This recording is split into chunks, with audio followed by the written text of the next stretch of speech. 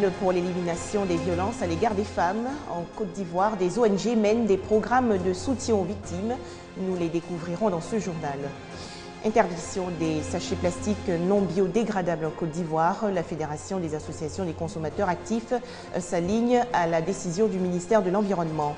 Enfin, non-lieu dans l'affaire Darren Wilson à Ferguson aux États-Unis. Cette décision judiciaire suscite la colère des habitants. Bonsoir à tous et bienvenue dans ce journal. 25 novembre 2014, c'est la journée internationale pour l'élimination de la violence contre les femmes. Le but est de dénoncer ce fléau et sensibiliser le public. En Côte d'Ivoire, les violences physiques et psychologiques à l'encontre des femmes sont fréquentes. Plus de 2 viols et 3 cas de violences domestiques enregistrés quotidiennement. Pour endiguer le fléau, plusieurs groupes sociaux montent au créneau. C'est le cas de la Fondation Djigui et de l'Association des femmes juristes de Côte d'Ivoire. Des femmes battues, violées, injuriées, les témoignages sont nombreux. Mais combien d'entre elles acceptent de sortir du silence? J'ai été victime de violences, pas corporelles, mais violences psychologiques. Devant les gens, on t'écrit là-dessus. Il y a des propos désobligeants même qui sortent, vraiment qui me choquent. Il y avait une servante chez ma voisine qui devait aller se marier. Elle est partie et 2 mois après, on la revoit chez nous. Avec son mari, les relations étaient vraiment tendues. Que chaque fois, la nuit, pendant les relations, c'était la violence. Les violences faites aux femmes est un phénomène qui prend de l'ampleur. Des violences qui se manifestent sous plusieurs formes. C'est plutôt des cas de coups et blessures au niveau des couples, mais il y a aussi le cas de maltraitance, des hommes qui abandonnent le foyer, laissant femmes et enfants et qui vont fonder soit un autre foyer ailleurs. Mais en plus de ça, c'est des cas de viol. La clinique juridique et la Fondation Djigui La Grande Espérance sont à la tâche au quotidien en vue d'aider ces femmes par l'écoute et la médiation. En tant que médiateur en la matière, nous essayons, quelles que soient les raisons, d'interpeller et de faire en sorte que ces cas de figure ne se reproduisent plus et de donner également, en tout cas, les risques auxquels s'exposent les bourreaux. Et si ça va très loin, nous sommes souvent tellement émus que nous menaçons de saisir la justice. La femme a peur de s'exposer, a peur de ce que lui regarde de la société quand elle veut porter plainte pour un cas de violence qui est fait à son endroit. Donc c'est souvent assez difficile pour les femmes de venir, mais des sensibilisations sont menées, des formations sont menées à l'endroit de ces femmes-là avec l'appui des partenaires. Nous essayons de sensibiliser ces femmes, de les informer sur leurs droits afin qu'elles puissent défendre ces droits-là. Ces violences sont une atteinte aux droits fondamentaux des victimes. La journée du 25 novembre est mise à profit pour attirer l'attention des femmes, des pouvoirs publics et des ONG pour l'éradication des violences à l'égard des femmes. Un reportage de Ami Sissoko. Restons dans l'univers des organisations non gouvernementales implantées en Côte d'Ivoire. La région du Tonkpi, notamment la ville de Mans, en regorge depuis la crise post-électorale. Une 60aine d'ONG identifiées. Cependant, la tâche n'est pas facile. Ces organisations non gouvernementales se heurtent aux problèmes de formation de leur personnel, de financement et de logistique. Le constat de Franck Wadio et Ève Boué. Mans, capitale du district des montagnes. La ville durement touchée par la décennie de crise, aujourd'hui pense ses blessures. Au chevet de la cité convalescente, une multitude d'organisations non gouvernementales. Au niveau d'Abidjan, vous n'allez pas savoir ce que nous avons vécu à l'ouest. Ici, notre zone a été vraiment secouée par la crise. Si vous voyez qu'il y a trop d'ONG, trop de viande dans la sauce ne gâte pas la sauce.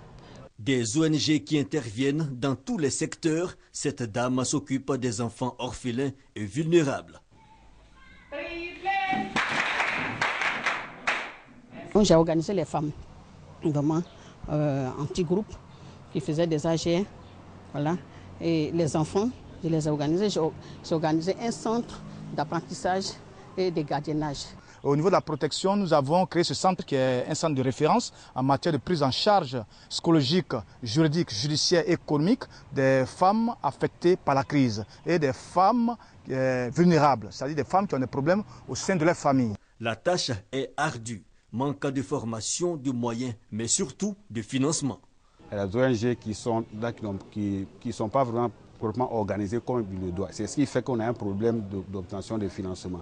Aujourd'hui, il n'y a plus de partenaires. Ils sont tous partis vu que la situation s'est améliorée.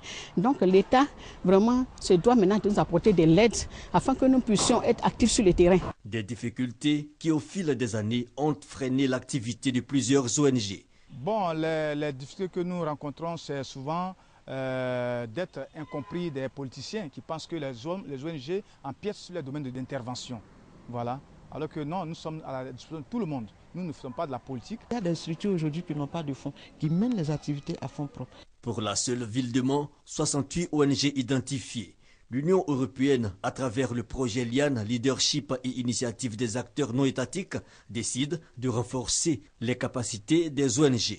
Les organisations ont sollicité de nous qu'on puisse les renforcer en montage de projets pour leur permettre de proposer des projets que des organisations internationales peuvent financer. La deuxième chose concerne le montage de budget. Donc nous avons une deuxième équipe qui est venue avec nous, qui est chargée d'aider les associations à monter les budgets pour les différents projets qu'ils vont soumettre aux bailleurs. Un projet qui arrive à point nommé, les besoins humanitaires dans cette région étant de plus en plus croissants. Les sachets plastiques non biodégradables désormais interdits en Côte d'Ivoire. Le ministre de l'Environnement, de la Salubrité urbaine et du Développement durable, Rémi Alakwadio, a rencontré récemment la Fédération des associations des consommateurs actifs de Côte d'Ivoire. Des échanges très fructueux. La Fédération des associations des consommateurs actifs de Côte d'Ivoire se conforme à la décision du ministère. Je vous propose d'écouter le président de la FECACI, Marius Komoué. Ces plastiques que l'on nous vend et qui sont utilisés pour l'emballage de certains produits de consommation tels que le placali, le riz, la tiéké et bien d'autres produits, la loco, constituent un danger de santé publique. Aujourd'hui, beaucoup de nos enfants ont le diabète, beaucoup de nos enfants ont des cancers, beaucoup de nos enfants ont des insuffisances rénales. Comment des maladies qui étaient dites hier, des maladies de riches, aujourd'hui sont répandues sur l'ensemble de la population? Il est de notre devoir et du devoir du gouvernement de faire en sorte que la santé et l'environnement des Ivoiriens soient préservés. En tant que bénéficiaires d'une telle mesure, nous demandons à l'ensemble des producteurs, des importateurs, des distributeurs et commerçants de sachets plastiques en Côte d'Ivoire de se conformer à la mesure gouvernementale qui est bénéfique à la préservation de notre environnement. Les entreprises africaines exerçant dans divers secteurs bientôt réunies en Côte d'Ivoire. Ce sera à la faveur du tout premier colloque international des entreprises africaines. Plusieurs réflexions seront menées, notamment en vue d'améliorer leurs performances. La rencontre va se tenir à Abidjan du 27 au 29 mai 2015. L'Afrique représente 2% dans l'économie mondiale. Et nous avons un problème de déficit de compétitivité par rapport aux entreprises internationales. Pour accompagner le développement de l'entreprise africaine et de ses marchés, il sera organisé du 27 au 29 mai en Côte d'Ivoire le colloque international d'Abidjan, COLIA. C'est une plateforme de dialogue public-privé entre des chefs d'entreprise, des investisseurs et des décideurs financiers sur la question de la compétitivité des entreprises africaines. En choisissant la capitale économique pour abriter cette rencontre, les organisateurs entendent faire bénéficier à la Côte d'Ivoire des retombées du COLIA. La Côte d'Ivoire est première puissance économique de l'UEMOA, l'Union économique et monétaire ouest-africaine, et troisième puissance au niveau de la CEDEAO, Communauté économique des États de l'Afrique de l'Ouest. Les explications de Francis Boifo. Des tables-bancs pour les établissements primaires et secondaires publics de la région des Grands Ponts. C'est un don du Conseil régional. 1000 tables-bancs pour soutenir la scolarisation des enfants des départements de Dabou, Jacquesville et Grand Laou. Les précisions de Mamadou Kouassi. Les établissements primaires et secondaires de la région de Grands Ponts dotés en infrastructures scolaires, 1000 tables-bancs ont été offerts par le conseil régional. Une contribution pour combler le déficit en tables-bancs dans les écoles. Selon le Joseph Gabriel Yassé, président du conseil régional des Grands Ponts, ce don est la réponse aux doléances faites par les populations qui souhaitent un cadre d'apprentissage plus agréable pour leurs enfants. Les sociétés modernes sont aujourd'hui des sociétés de la connaissance, qui ont la capacité, grâce à des innovations dans l'éducation, et la qualification professionnelle de maintenir de façon permanente le capital humain à hauteur des défis mondiaux. Cette nouvelle dimension implique la promotion d'une école adaptée aux besoins des populations. Les 3 départements de la région des Grands Ponts vont bénéficier de ce don, une action appréciée par les acteurs de l'éducation nationale et de l'enseignement technique de la région. Cette année, la région des Grands Ponts enregistre plus de 30 000 élèves du primaire et du secondaire. Et un anniversaire dans cette édition. Le moyen séminaire Saint-Joseph Mukasa de Yopougon va célébrer ses 50 ans le 6 décembre prochain. Mais avant l'événement, l'institution catholique a organisé récemment sa traditionnelle messe de rentrée scolaire. Des prières ont été dites pour confier au Seigneur l'année académique 2014-2015. C'est un reportage de Abou Sanogo et Christelle Hunda. Le cours secondaire catholique moyen séminaire Saint-Joseph Mukasa a 50 ans. Les festivités liées à ce cinquantenaire s'ouvrent le 6 décembre prochain. Nous voulons faire un arrêt pour rendre grâce au Seigneur pour ces 50 ans, faire le bilan et puis voir aussi les perspectives. Et donc nous plaçons ce cinquantenaire d'abord sous l'égide de la rénovation, de la construction aussi des bâtiments. À cet effet, le supérieur a invité parents et anciens pensionnaires du moyen séminaire à s'investir davantage pour son bon déroulement. Je lance donc un appel à tous les anciens de la maison, prêtres et même les évêques qui ont fait ce séminaire et aussi des laïcs qui ont fait ce séminaire. Donc le cinquantenaire, c'est l'affaire de tout le monde. Redonner un visage nouveau à cet établissement qui connaît d'énormes difficultés, c'est l'objectif de ces festivités. Les parents d'élèves présents ont exprimé leurs attentes pour la nouvelle rentrée. Nous attendons beaucoup de cette année scolaire. Sur le plan académique, nous attendons que nos enfants soient toujours les meilleurs. Cette année, nous visons les 100%. L'année dernière, nous étions déjà à 85%. Cette année, nous visons les 100%. Donc cela nécessite du travail, de l'attention. C'est pourquoi les parents d'élèves sont généralement motivés et mobilisés quand il s'agit, n'est-ce pas, de l'avenir des enfants.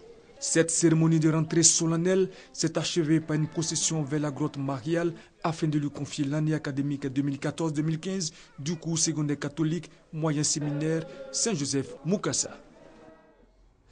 Au Burkina Faso, Adama Sagnon n'est plus ministre de la Culture et du Tourisme. L'homme, dont la récente nomination était contestée jusque dans la rue, a démissionné aujourd'hui sous la pression de la société civile burkinabé qui lui reproche son traitement de l'affaire Norbert Zongo. Un dernier mot pour dire que la ville de Ferguson aux États-Unis s'embrase à nouveau. 29 personnes ont été arrêtées.